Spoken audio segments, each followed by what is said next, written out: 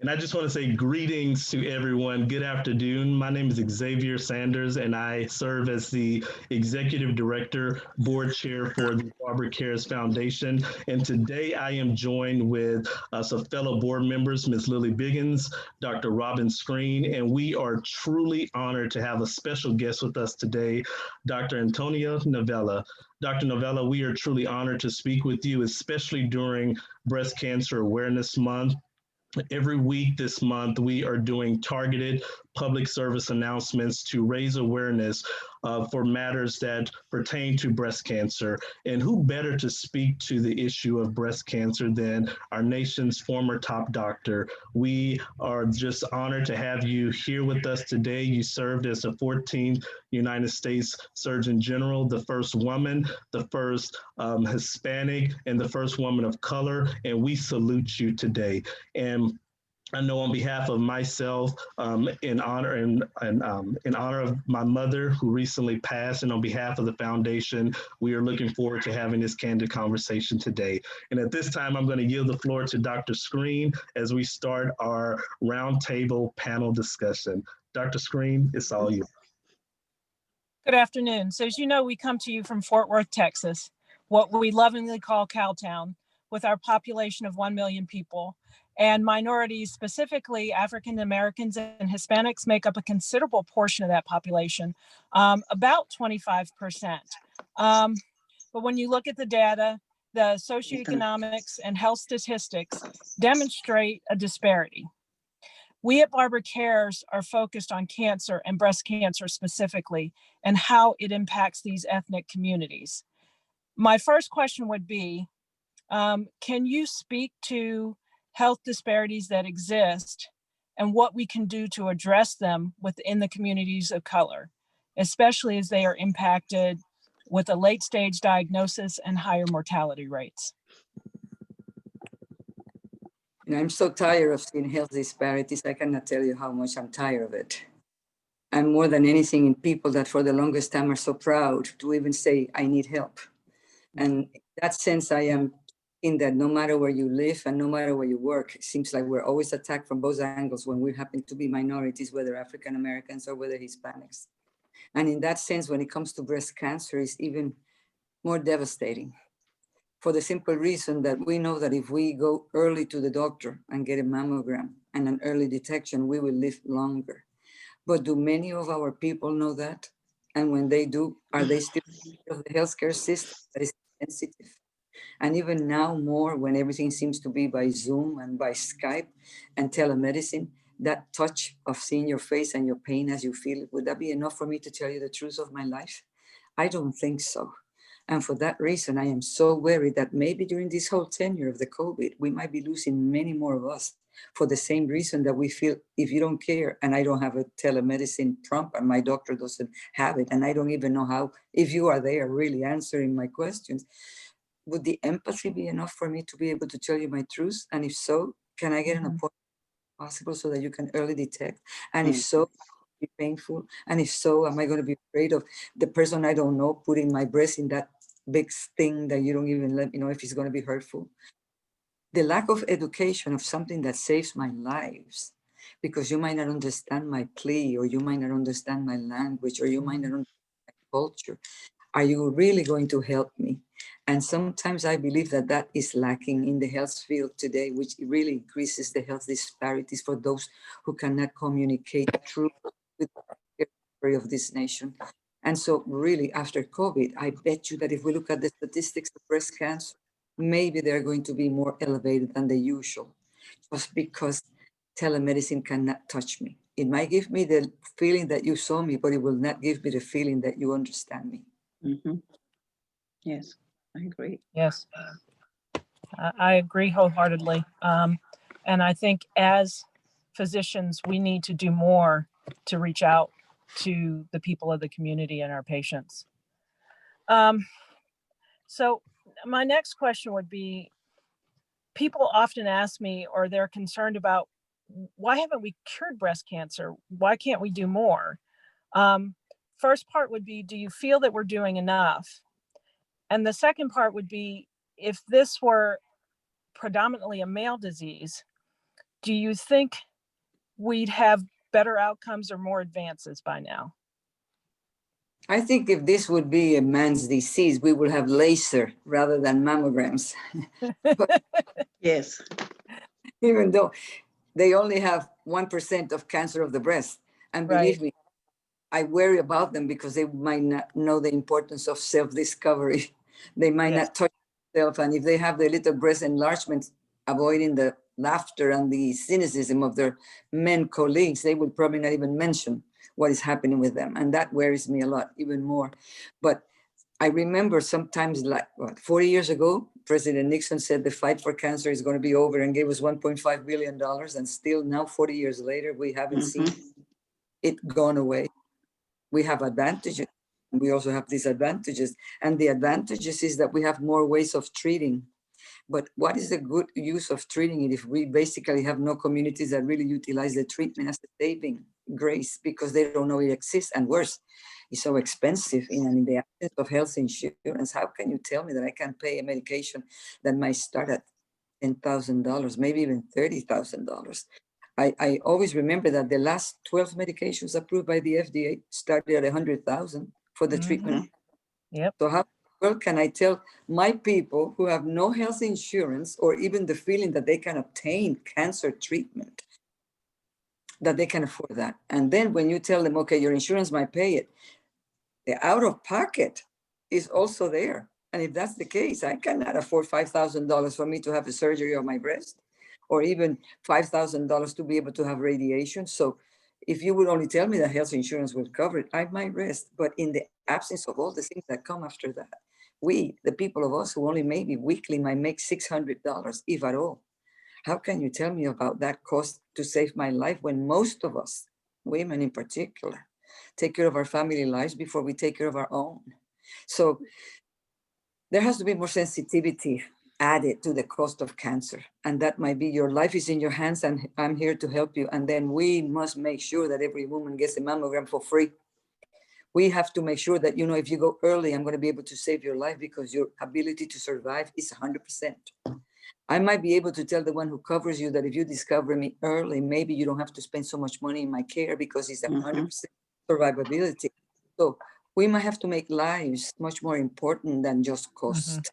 And I think we're missing that in today's healthcare. We have a sign to the health of the human and a cost to the delivery of the care and medications.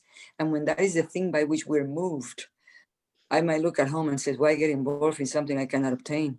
We might be poor, but we are realistic. And the more poor, the more realistic we are.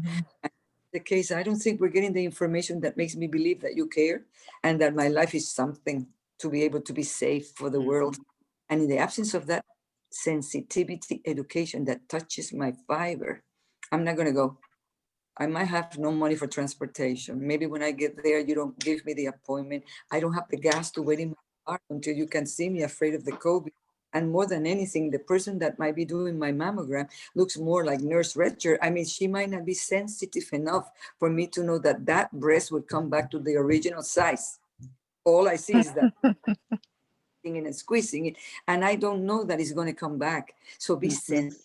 Not only put me in the machine and tell me what you're going to do, but tell me before you put me in the machine all these things that might be in your mind that you don't dare ask me, because usually when we're minorities, they might look down at me like, you don't know? No, I don't know. That's what you're here to tell me, and tell me in my culture and tell me in my language.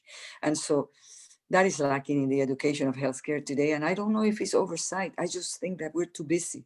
And then if you add, then you take away the sense that I don't have to touch you, just listen to me. Have you realized how many deaf people are in this country that might be able to know that you care? Because as I remember, when the COVID task force came in the news, I sent so many messages to tell them, do you know that there are 18 million Hispanics that do not speak English at home? So they might not understand what you're telling me. And worse, do you know that you don't have a sign language right after the message? So you don't know if deaf people exactly know how to protect themselves. So it's not only the ones who speak that needs to be heard, but also the ones who cannot hear that need to be heard as well. So for the ones with discapacities, can you tell me if you're going to have a ramp in your hospital for me to put my wheelchair? Can you tell me if the wheelchair could be beneath the machine that really takes care of my breast? Do you know if you're going to be able to increase my chair size or lower your machine for me to have my test? Or after all the things that I went to get there, are you going to be able to do it? That security I need, and I don't know if it's there yet for the ones who do not trust the healthcare system, because we seem to think it's cold, unattached, and really is only looking for my money and not for the saving of my life. And I have the feeling with breast cancer, knowing that it's so prevalent, do we really know how prevalent this disease is? And do you know how high the mortality of this disease is, especially for African-American young women below the age of 35? I am petrified of how little do we know and how little are we transmitting it to get you to come to see me. So I am really concerned about things that seem to be easy for the ones who are caring for us, but not easy for the ones who are receiving them on the other side. And I think we have to find a medium ground to be able to get you to see me, save your life, early detection, early salvation, and longevity of the family life of a woman who takes care of herself. Everybody else. Yep, First. very true. Yes. Would you like me to ask the final question, or do we want to continue on to Miss Lily? Well, you can ask me the last question, but never say the final. Say the last question. I get paranoid that final is gone with the wind. And Yes, by all means, Dr. Screen, feel free to ask that question as well, and then we'll transition to Miss Lily. Okay, so what we've seen, and what you just talked about is really important. What we've seen over the years is that the death rates, oh gosh, hold on. go ahead, you're okay. You're coming across, Dr. Screen. You're coming across. I come across. It's working. Technology. You're okay. And if we need to, we can pivot back to you. Ms. Lily, if you go ahead and jump in, Sure. and ask your question, then we'll circle back with Dr. Screen. I will. I sure will. One of the things you said during the round table just caught my attention and almost brought me to tears. And it was related to the fact that we're more than statistics, and that we deserve better care. Your comment, and if you don't remember, because I know you do a lot of conversations with people, but your comment was that we're more than statistics. We have names. And that really struck a chord with me, because in Fort Worth, we have 76104 that's been publicly called out for its short longevity, 67.7 years. And we know why those zip codes are the ones that are so underrated. But I wondered about your thoughts about, should a zip code define your health? That's one question. And then if you could just also address the humanity part of it. Why do you think people miss that piece?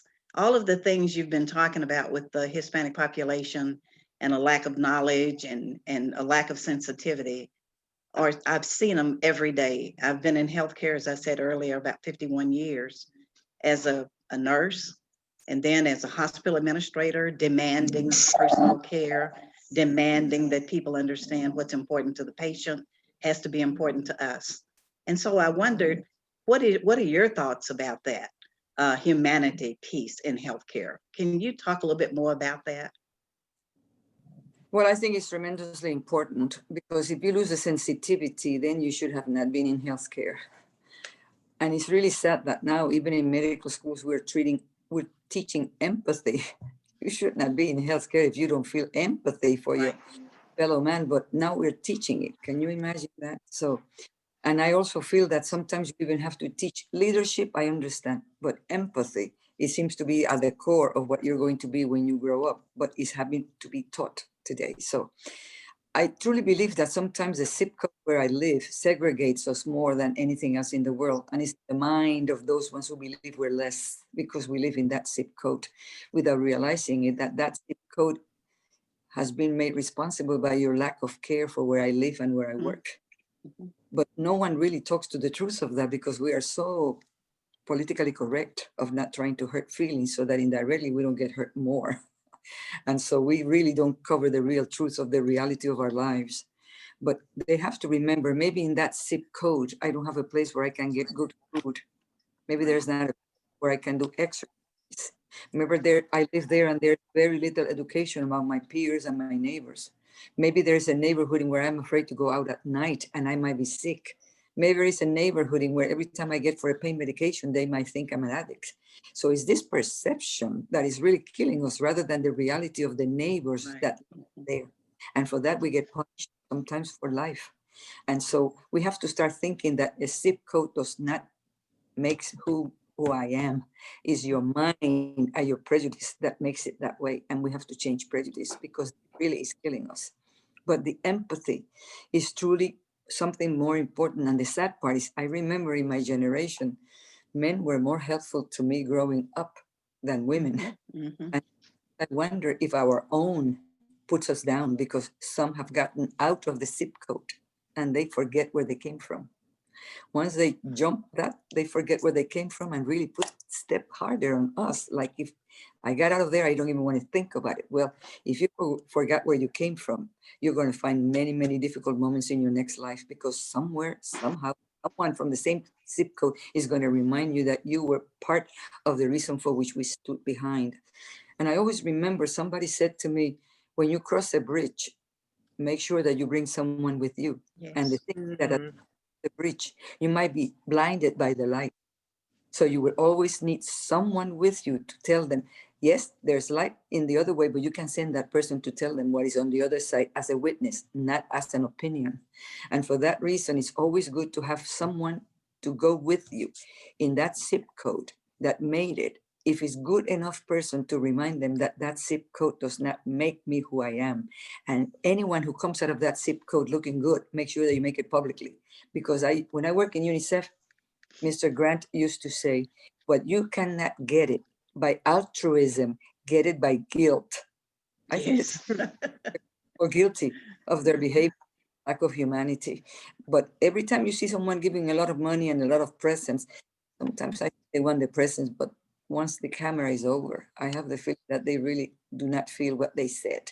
And so I think the beauty about being poor is that you really can tell people by the language they speak, not as much important as the body language they do. And we Yes. in our societies really have learned to realize, are you talking the truth or are you talking it for the moment you are in front of the camera? So Right. basically altruism is excellent, but guilt to the ones that we really think we can really go at it is Yes. totally. I agree. And thank you for that. I feel your heart. I I know that as your role as top cop and top doc, I'm sorry, not cop, but I bet you've done a little bit of that as well. I know you've just gotten back from giving a lot of flu shots. I'm sure you had to chase some people down for that. But in your role as top doc, I'm sure you've seen and dealt with people who are just heartbroken at the outcome of cancer. What do we say to people in healthcare when when we just don't see any change in what's going on?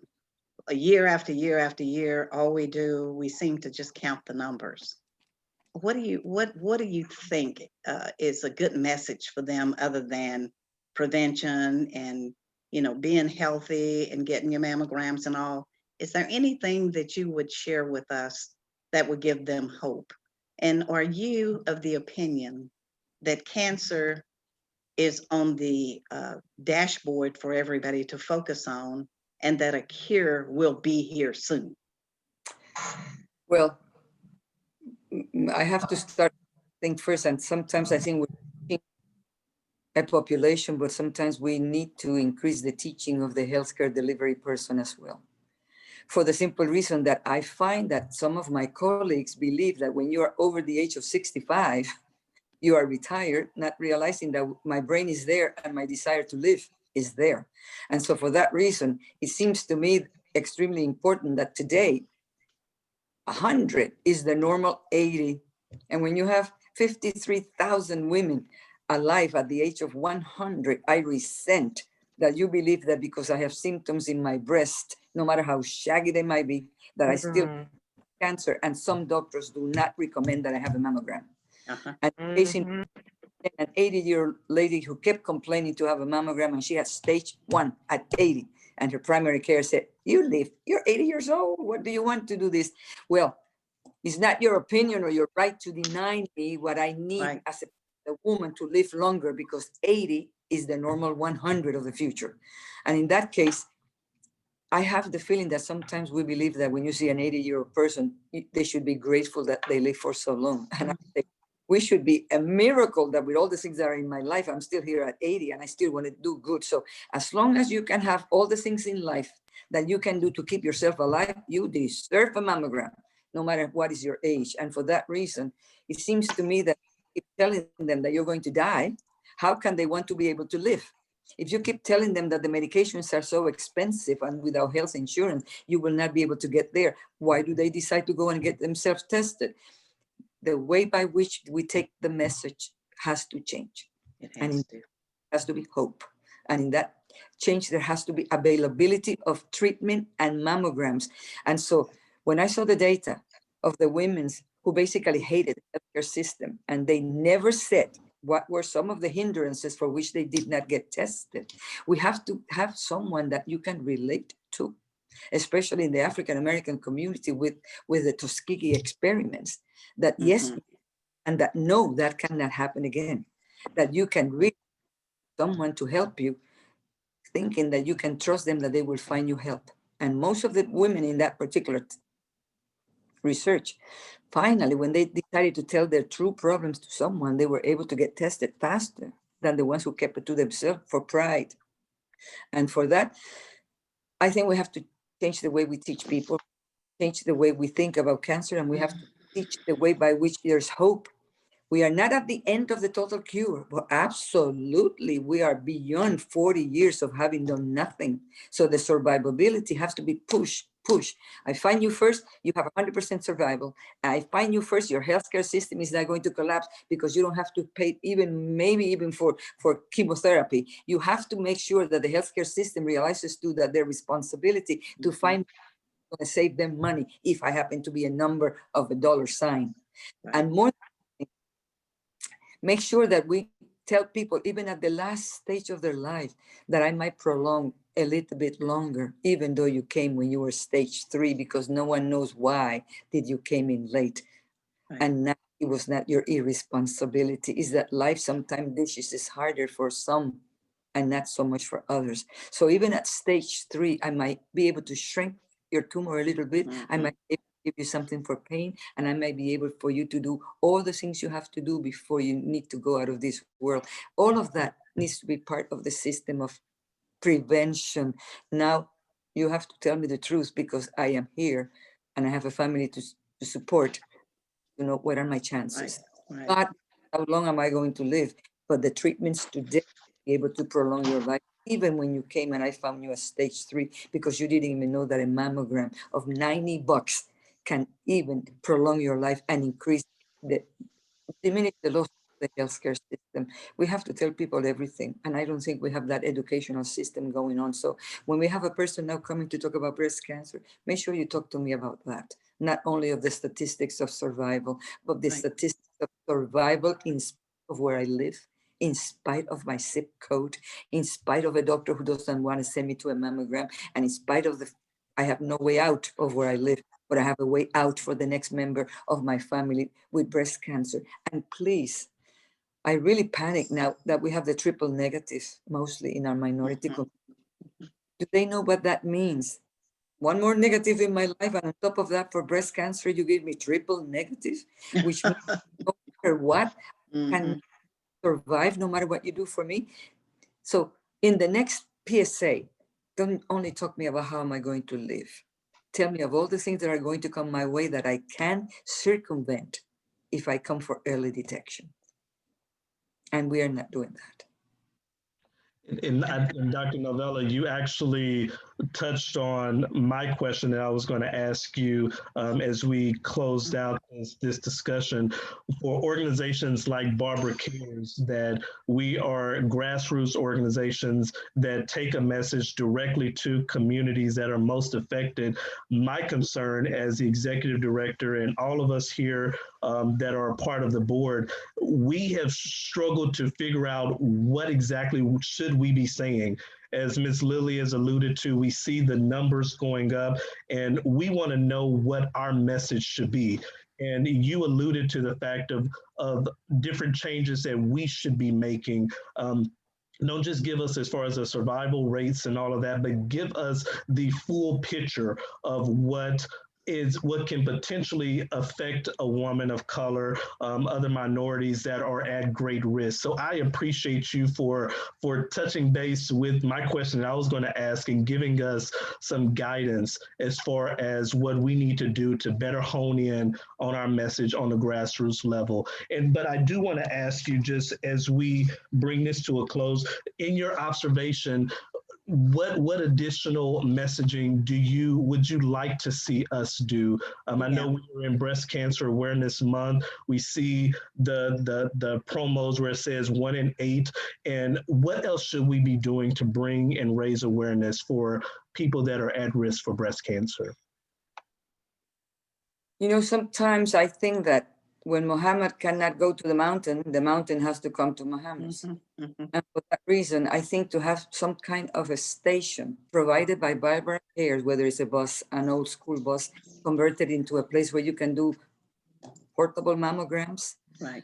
that'd be crucial, for the simple reason that now that women have to even be teachers with virtual education and adding one more stress into their lives, we have to make sure that there's no way they can say, I did not bring you the service that is going to change your life to the corner where you live. And for that reason, maybe we should be able to get funds to be able to do that, because I bet you that there's no way that the neighbor will pull you from your house to be able to have a free mammogram. And that is going to be crucial. The second thing is that now, if anything changes with the government, make sure that in the Obamacare, we do not lose the sight that all services related to breast cancer have to be covered, including mammogram. Exactly. Yes. And more than anything, make sure that the co-pays and everything that has to do with out of the pocket have to be included in the next round of what we're going to do for the poor in this country. Yes. So no longer say just because you age and just because you're a woman, there's going to be breast cancer in your life. You have to start saying, I am a woman and I am getting older, but life doesn't finish just because of things that come with my life. And for that reason, let's take the treatment to the person in their neighborhood. Let's make sure that we give them all the messages that are pertinent, and then talk to me about survival. But make sure that faces of my neighborhood in where they are trusted by the peers, in where they tell them, I have this diagnosis, I went early, and look what I think I'm doing much better. And then the other is, I happen to be poor, I have no place to exercise, I happen to be a little bit chubby, I don't have good diet, I don't have a supermarket within 500 feet of my house. Right. Vegetables. Talk about my realities, and in spite of those, tell me, how can you save my life? Otherwise, we're talking like if you're stuck into the other parts of the neighborhood which have private insurance. Make sure that all the insurances are covering the breast cancer. And more than anything, Medicaid is not a dirty word. We just have to make it more responsible for the poor. And in this sense, we have to do whatever is necessary to make sure that you are in Medicaid and you will be taken care of. It's not a disgrace. It just has to cover me. It's excellent. That is just awesome. Just, I think those are all great messages, and that kind of changes a lot of things for my thought process. Right now, what the company that I worked for years, what they're doing is taking the mobile units into the underserved areas and doing mammograms. But it's not enough. I understand it isn't enough, but your comments lead me to think, don't stop, keep doing that, because that's how we're gonna. You can have health neighborhood and take a portable, because you'll find more people where the kids are there also having fun, and then you entice the women to come and have a mammogram. Make it for your family, live longer, your kid needs you. Something that touches the heart, not just mammogram so you can live. Women are so tired of living with the same misery that they don't see why should they stick around. Make it different. Make it different. For the Everyone, family. everyone counts. And get those men to touch themselves so that they all And I appreciate you for saying that. Next week we're actually going to be highlighting the unspoken elephant in the room, which is male breast cancer, because I had no idea that, you know, that was a thing. And I have to be honest, I had no idea that was an issue. And even though it's 1%, you know, because my mother had an aggressive form of cancer, it's something that I need to be on the lookout for. And so I appreciate you, Dr. Novello, just reminding us that this is something not just for women, but for men to also be cognizant of as well. And I plan to do my exam next week. We're going to be talking with a male breast cancer survivor, and I am looking forward to that, to be able to, again, just raise awareness. And I thank you so much for. Now we also have genetic testings, especially in the case where your mother was a cancer survivor, because with BRCA1 and with this BRCA2, we really need to know your capacity to be able to see if you're going to survive, what is your recurrence. So don't be afraid for doing genetic testing. It might save your life. But on the same token, so few people will discuss it for your benefit. So afraid that you might as well just don't know that the recurrence is going to get you. On the same token, don't blame everything on behavior, on the people with cancer of the breast. Sometimes they can avoid it. If all I can buy is something that makes me fat, what can I do? So tell me what should I not do? Don't tell me to make exercise if when I get out of my neighborhood, I'm afraid to walk 1 block. And more than anything, if tobacco and alcohol does damage to, then tell me what are the costs of me more cancer because of things I never pay attention that will be harmful. And even passive inhalation gets into the picture. So tell me the reality of my neighborhood and the presence of the cancer possibility, and how can I protect myself? And if by me it's too late, how can I protect then my family? So make it real.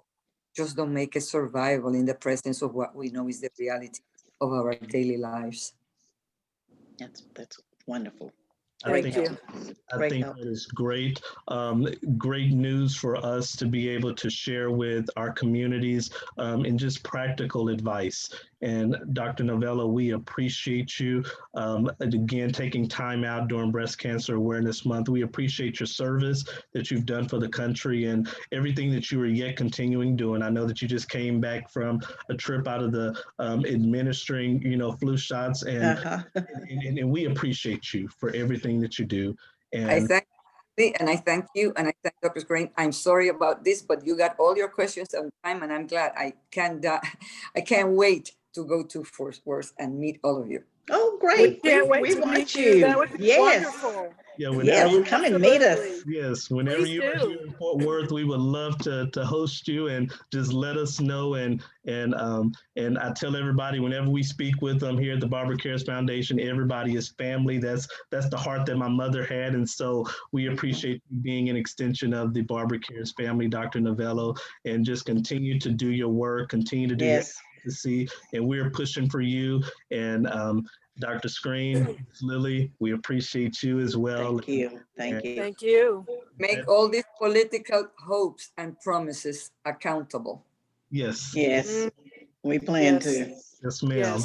By voting. Yes, absolutely. Absolutely. Thank you so much. Well, thank you so much. And we will talk soon. Yes, sir. Bye-bye. Bye, everyone. Bye-bye. Thank you. Bye. Bye.